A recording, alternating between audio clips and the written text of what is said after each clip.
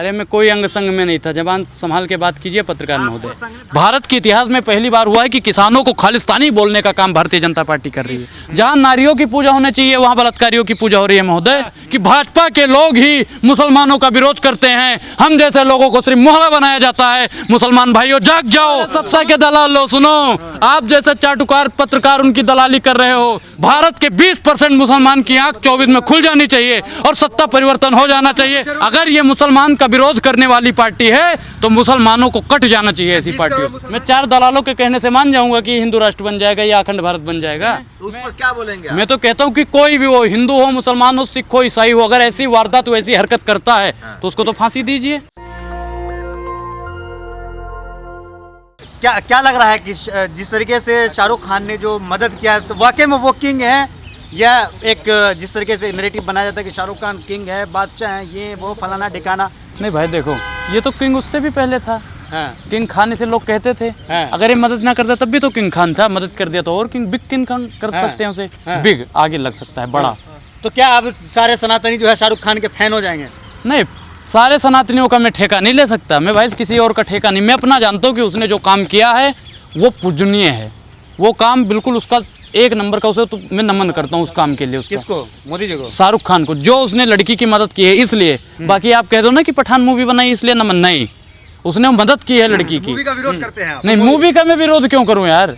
Movie एक सही है, मूवी सही है। भगवा रंग सही है, भगवा वो है नहीं भाई। भगवा उसे क्यों कहते हो? जो लोग कहते हैं ना कि वो भगवा है, वही लोग भगवा का बदनाम करने का काम करते हैं। कि जिस तरीके से देखा गया कि भगवा जो है कपड़ा पर जो विवाद छिड़ा था, तमाम जो देश के 100 करोड़ सनातनी हैं, हिंदू हैं, वो विरोध कर रहे थे। उसी की वजह से जो है शाहरुख खान ने सोचा कि भैया कोई गेम खेलते हैं जिससे कि जो है सिंपैथी लूटा जाए और हमारा मूवी जो हिट हो जाए, क्योंकि सनातनियों ने तो ठाना है कि फिल्म को फ्लॉप कराना है। नहीं, सनातनियों ने कुछ नहीं ठाना है। सनातनी जिस दिन अपने आप पे आ जाएंगे तो उस दिन बड़े बड़े को भी फ्लॉप करा देंगे, लेकिन सनातनी अपने आप पे नहीं आए हैं और सनातनी इस फिल्म को देखने जाएंगे, जरूर जाएंगे। सनातनियों का मकसद ये नहीं है कि किसी कौन लोग हैं विरोध कर रहे हो, कौन लोग हैं? मैं नहीं कहता कि भाई ना वो भाजपाई हैं ना वो सपाई हैं, सिर्फ और सिर्फ वो दंगाई हैं, क्योंकि भाई उनको दंगा फसाद करना है। अहमदाबाद में जिन्होंने पोस्टर जला दिए, अरे हिम्मत है पाकिस्तान जाइए, जला दीजिए पाकिस्तान।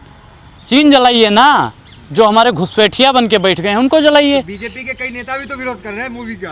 बिल्कुल, वो भाजपाई नहीं है, मैं कहता हूँ वो भाजपाई नहीं है, वो दंगाई लोग होंगे। मध्य प्रदेश के गृह मंत्री भाई विरोध कर रहे हैं। करने दो उनको, करने दो उनके विरोध। सुनो भाई, मैं इस देश में सिर्फ 2 लोगों को मानता हूँ, एक माननीय प्रधानमंत्री जी को, एक माननीय गृह मंत्री जी को। दोनों अगर जिस दिन विरोध पे आ जाएंगे मैं उस दिन मानूंगा कि भाजपा के लोग भी विरोध कर रहे हैं। ये भाजपा वाले नहीं है जो विरोध कर रहे हैं, दंगाई हैं, भाजपाई हो ही नहीं सकते वो लोग।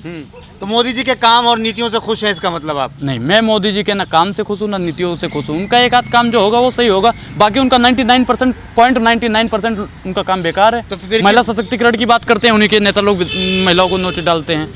किसानों की आय दुगनी करने की बात करते हैं, किसानों पे उन्हीं के नेता लोग गाड़ी चला देते हैं। किसानों को भैया, भारत के इतिहास में पहली बार हुआ है, भारत के इतिहास में पहली बार हुआ है कि किसानों को खालिस्तानी बोलने का काम भारतीय जनता पार्टी कर रही है। इससे पहले किसी ने बोला है? नहीं बोला है।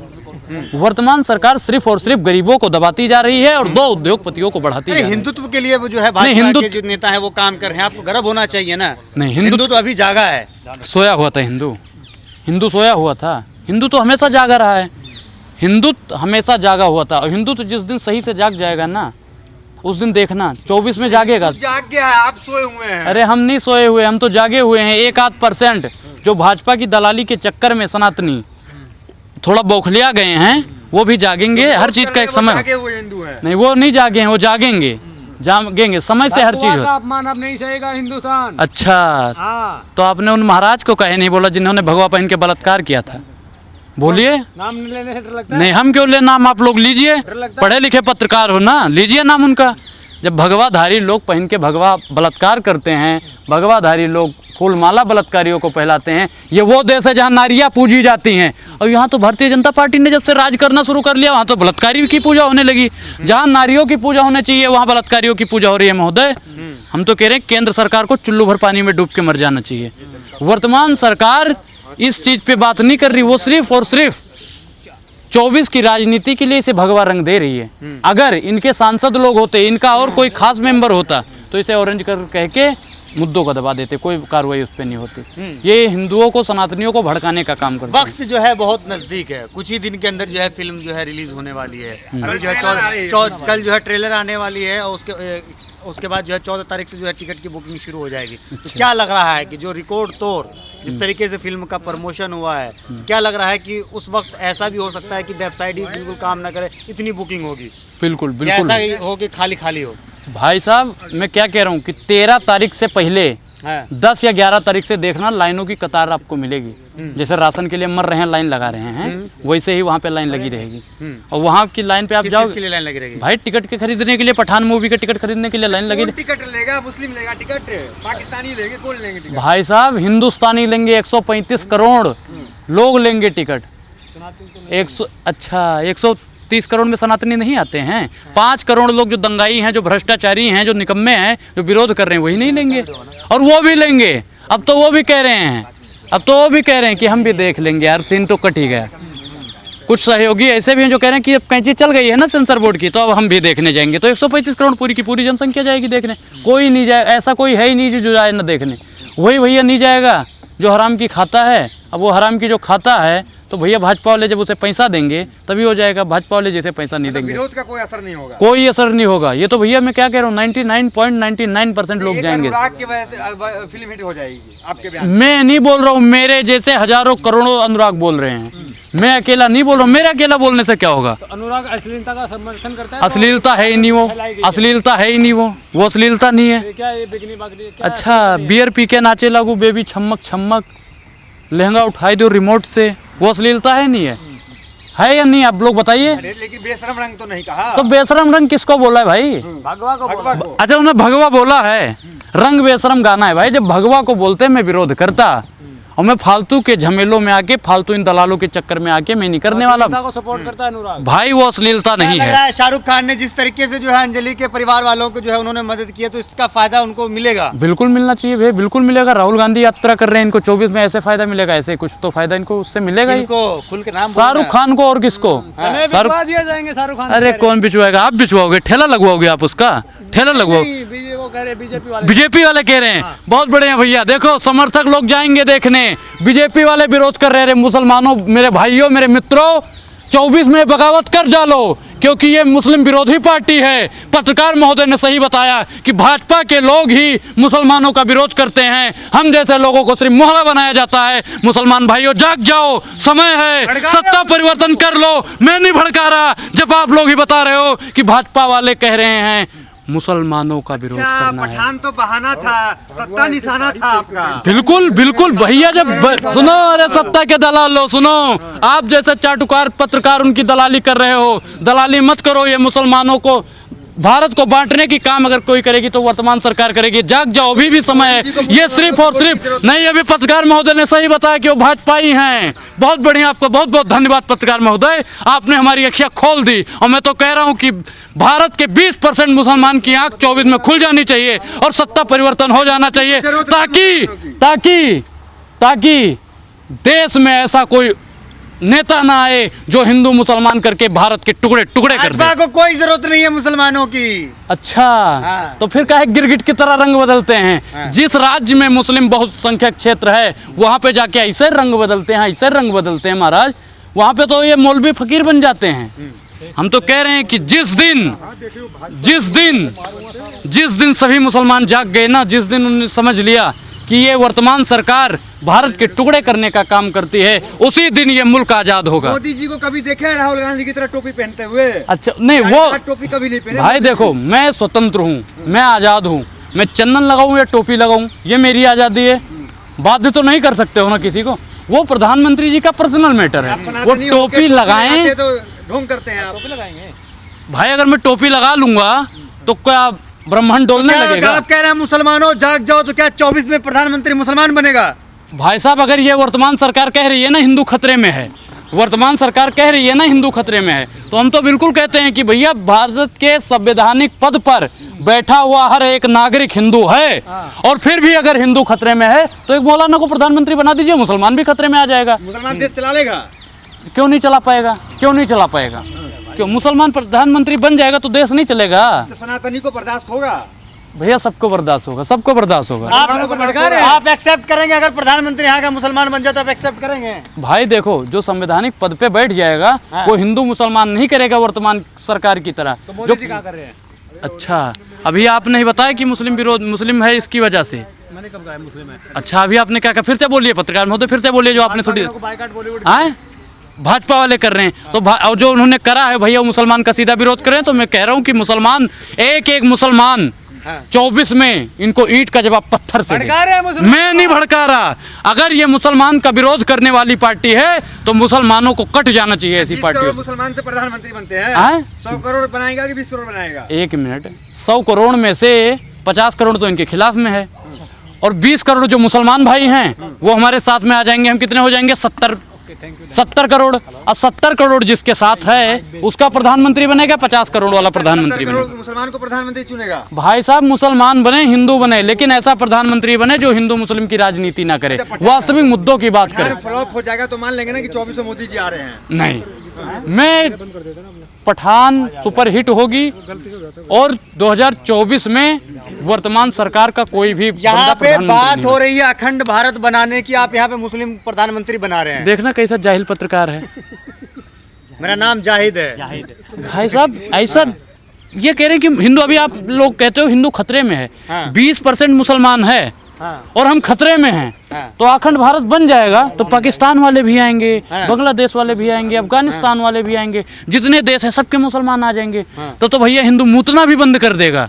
अगर मूतेगा भी तो मुसलमानों से पूछ पूछ के तो हम तो बहुत खतरे में आ जाएंगे। तो अखंड भारत नहीं चाहिए क्या? भैया हमें अखंड भारत नहीं चाहिए, क्योंकि अखंड भारत वर्तमान सरकार को भी नहीं चाहिए।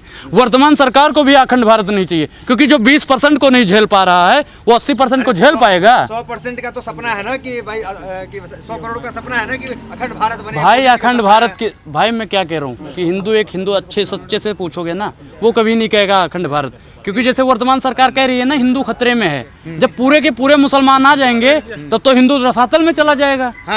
चला जाएगा ना। थोड़ा सामने क्या कह रहे हैं? मैं कह रहा हूँ कि जब भैया अखंड भारत बनेगा तो ऐसा तो है नहीं कि मुसलमानों को खदेड़ दिया जाएगा। मुसलमान भी तो आएंगे इसी में, अखंड भारत में। और जब पूरे मुसलमान एकजुट हो जाएंगे, जब साथ में रहेंगे, तो बताइए कि हिंदू कहाँ चला जाएगा? हिंदू तो दब जाएगा ना, रसातल में चला जाएगा। आप लोग ही कहते हो कि हिंदू खतरे में है, फिर आप लोग ही कहते हो अखंड भारत बनाएंगे, हिंदू राष्ट्र बनाएंगे। कैसे? तो आप अखंड भारत के समर्थन में आप नहीं जाएंगे? भाई मैं नहीं मानता अखंड भारत बन ही नहीं सकता, हिंदू राष्ट्र बन ही नहीं सकता, बन ही नहीं सकता। मैं तो कहता हूँ अखंड राष्ट्र कैसे, अखंड भारत कैसे बनेगा बताओ? आपके पास कोई चारा है अखंड भारत बनाने को? अगर अखंड भारत बनाते हो तो मुसलमानों को कहाँ भेजोगे आप बताओ? लोग कह रहे हैं यहीं पर रहेंगे, सब मिलजुल कर रहेंगे। अच्छा, 20% से परेशान हैं वर्तमान सरकार। मैं तो नहीं परेशान हूँ भाई, मैं तो कह रहा हूँ 120% हो जाएंगे, 1020% हो जाए। मुझे मुसलमानों से, हिंदुओं से, सिखों से, दलितों से किसी से कोई डर नहीं है। सब मेरे लिए भाई बराबर हैं। मुसलमानों से इतना प्रेम क्यों है आपको? हाँ, क्योंकि भाई वो भी देशभक्त हैं, वो भी देशभक्त हैं। भाई मुसलमान भी देशभक्त हैं। आप इंडिया गेट पे चले जाइए, सबसे ज्यादा वहाँ पे मुसलमानों के नाम आपको मिलेंगे। इसलिए मैं मानता हूँ, क्योंकि वो भैया, मैं तो मानता हूँ सनातनियों से भी बड़े देशभक्त हैं। भाई एक हिंदू दिन में एक बार भी धरती को नहीं चूमता है, एक मुसलमान 5 बार चूमता है। तो बताओ देशभक्त कौन हुआ? हिंदू हुआ, मुसलमान हुआ? भैया बताओ कौन हुआ? लेकिन एक सवाल है जिसको जाना भाई जाओ, ठीक है। एक सवाल ये है कि जिस तरीके से आपने देखा होगा कि आपने कहा कि कल ही आपके इंटरव्यू में मैंने आपसे पूछा था, आप ये कह रहे थे एक तरफ जो है रंग को बांट दिया गया, अब भाषा को भी बांट रहे हैं, तो उसको आप किस तरीके से देखते हैं? भैया देखो, भाषा का उर्दू, ये कह रहे हैं ना कि उर्दू मुसलमानों का है। उर्दू हमारा है, मैं नहीं कहता मुसलमानों का है भाई। उर्दू और हिंदू बहन बहन है, समझ रहे हो ना?